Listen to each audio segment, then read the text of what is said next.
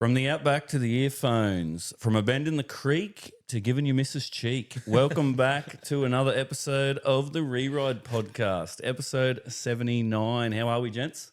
Good. Bloody awesome now after that intro. Yeah. I think it's good to have all three of us back in the same room. It's been a couple of weeks. Yeah. So, Yeah, it'd nearly be about a month now. yeah, it probably has since I seen you anyway. You've been out and about a bit, Benny. You've been out doing a bit of fishing, mate. Yeah, that I have. I went out to the Swains Reef. So for yous that don't know where it is, it's about 260 kilometres off Gladstone out to sea. We went the western parts of the reef. Mitchell, you went out around Easter, but you would have only went to the eastern parts of this reef. So Yeah, we took a little tinny, so we didn't go too far. But I've been out there a few times. It's bloody good place to look for fish, that's for sure. Well, Prez, you went on a charter too, didn't you? That's something that not many people experience or go on. No, yeah, well, that's right. We did go on a charter. So the charter was called Eastern Voyager. Bit of a perspective on how big it was. It had 5 dories sitting on top of the roof of the boat, 5 little boats essentially that we cruised around every day, and they were 4.5 meters big. So they're fairly decent sized tinnies to be cruising around in it. But out there, it's wild. Like you're hiding in behind reef flats and stuff, and the wind. The low tide will drop away, so you're pretty well surrounded all by reef, and then it just goes glass out. And you're like your own little lagoon, isn't it? You're staying out on the water that whole time, because what was it, 7 days? Yep. 7 days we did not see land.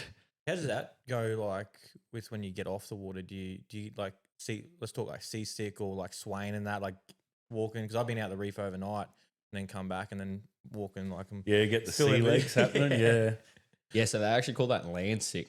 Like if you get back to land and then get crook, it's called land sick. If I don't get seasick, so I'm right. But yeah, it wasn't too bad. I got back and on the jetty, I was a bit sway. You go for your first shower and you the same thing as when you're out in the boat, you just lock yourself into the wall because you're right on the motion. Yeah, you're getting swayed around the boat. It's like doom. If when you're walking downstairs, you can't see what's happening essentially. So you're pretty well just walking it and swaying around. It feels like you're drunk, but sober. I guess. So that's a good description. When you go on them trips, how many people are on that boat with you? So on the charter we were on, there was 15 people plus 4 crew, so a fairly big boat. What's the crew doing? You obviously got your skipper.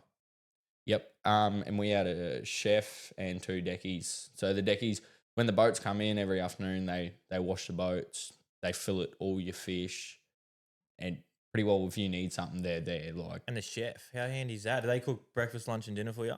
Breakfast, lunch, and dinner. and the fish that you catch? No, we only had fish one night. Okay. But breakfast, lunch, and dinner, and it was top-notch food. I'm talking lamb rack ribs, good juicy steaks, like breakfast, cooked meals, lunches, like tacos and stuff. You get back to the boat of an afternoon, there's nachos, like nibblies out. Like, really? Oh, yeah. So when you're going for your dinner and that, is there sort of like a menu, or do they just bring out like what's on the menu? What's on the menu? If you got dietary requirements, obviously you tell them. But yeah, it's what's on the menu. You pretty well walk in to the galley, like where you all sit down and eat, and there's a plate. Everyone's plate's the same. There's a plate sitting there already dished up, ready. You just come sit down, have your meal, clean your plate off, take it to the sink, and that's it. You're done. They're there to do everything else. Is that really all a man asks for? Yeah. I'm surprised you come back. Yeah. It sounds like a good trip so far, but let's jump into the fishing. And like 7 days seems like a long time. Are you throwing a line that whole 7 days, or what are you doing? Did you get when you're not fishing, or are you just going hard? Just did you take any spear guns or anything like that either? Or I was the only one that's into spear fishing, so 2 people had to be in the water. Otherwise, yes, like I was going to bring my spear gear.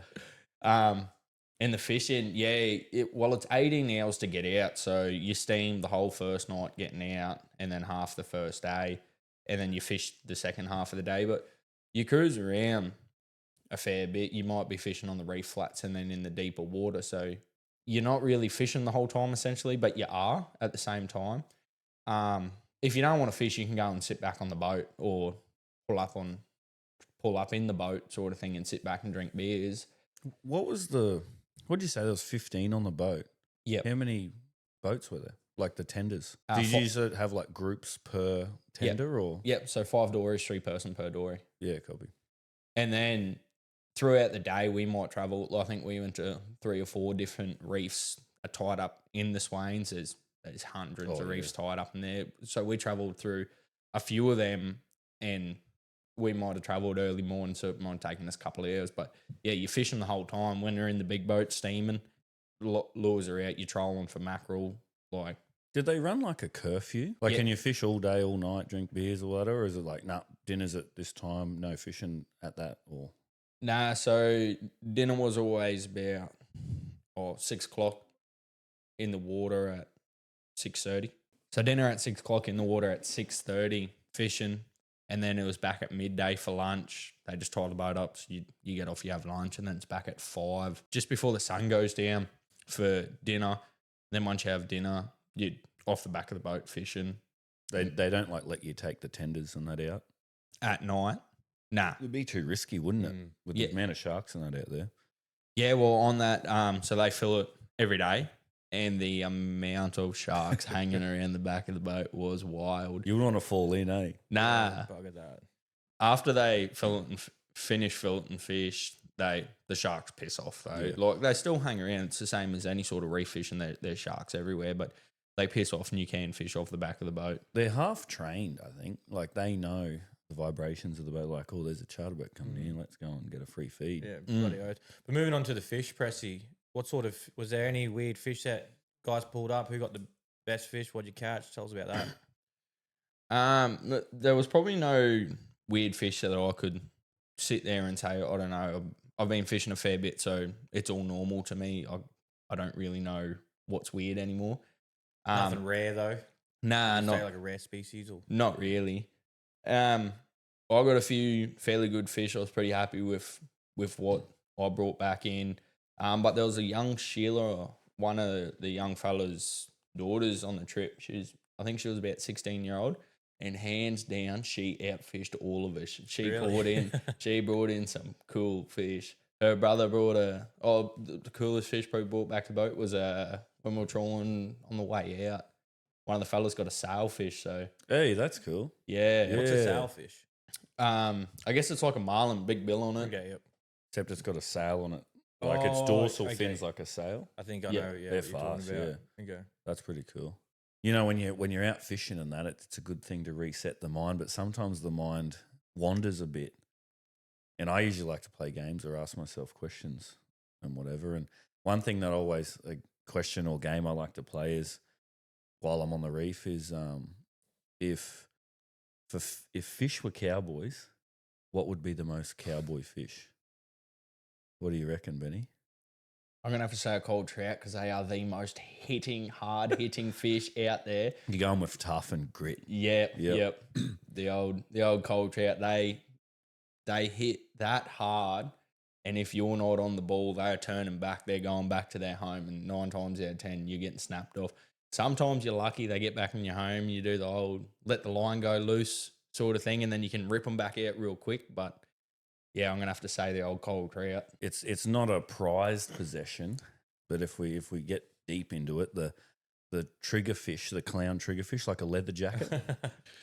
Well, I won the award on the boat For the who most caught leathers. the most. I got a little key ring for it.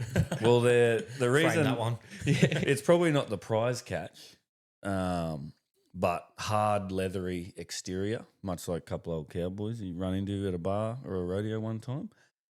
Bright, like the clown triggers is a brighter, flary. It's probably actually the triggerfish. The clown trigger is probably the rodeo cowboy of fish, not the cowboy. They live in a harsh environment so they can survive, and they can eat shit or live bait too. Yeah, so right. they're hardy. So that would have to be my pick for the the cowboy of fish. I'd be I going to the reckon. barra.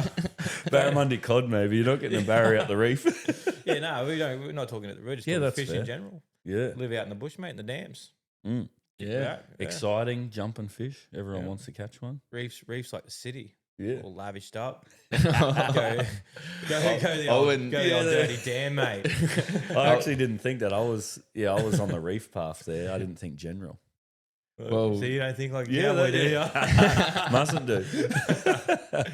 in saying that, we did have a few hard days fishing that, or a few sessions. We didn't bring many fish back to the boat. But in total, we brought, I believe it was about 300 fish back between the 15 of us in the total trip back to the mainland. So And so 7 days is obviously a long time. And a lot of the time when you go out to the reef, you're sussing the weather and you're trying to get it on glass out and that. How'd you go out there for 7 days and the different environments with like the weather conditions and that? So it wasn't too bad. It blew up on the last 2 days, so the steam home was rough and the last day of fishing was rough. But normally you're all right because you're in the lagoons. Yeah. Essentially, you're sheltered, but you can see how it does blow up out there. Once you got in around the reefs, it wasn't as bad, but on like your steam and your open waters, it got fairly rough. And you're looking at the price of it and the experience that you experienced. What do you rate it out of 10 and would you recommend it? Pros and cons sort of thing. I would have to say probably like a 7, 8 out of 10 sort of thing. The fishing sort of let us down. I had a lot more high expectations, but I guess for someone that doesn't do a lot of fishing or doesn't do fishing around The reef and that. yeah, the reef or around the Great Barrier Reef, the Gladstone sort of area, I would highly recommend. The price range is a bit steep depending on where you go, what you do. There's a lot of different trips you can go on for out there, but I would highly recommend it because if you can get 7 days out at sea, you don't have to do 7. Some of the trips they do might be 4 or something, but I'd go 4 or something. I think 7, in my opinion, would be too long for me, but 4 yeah, would be great. If you don't have access to a boat and that too, like that's an unreal package to be able to offer. oh, definitely. And it'd be good, like, if you got a big family, that's a good getting away for everyone. Definitely.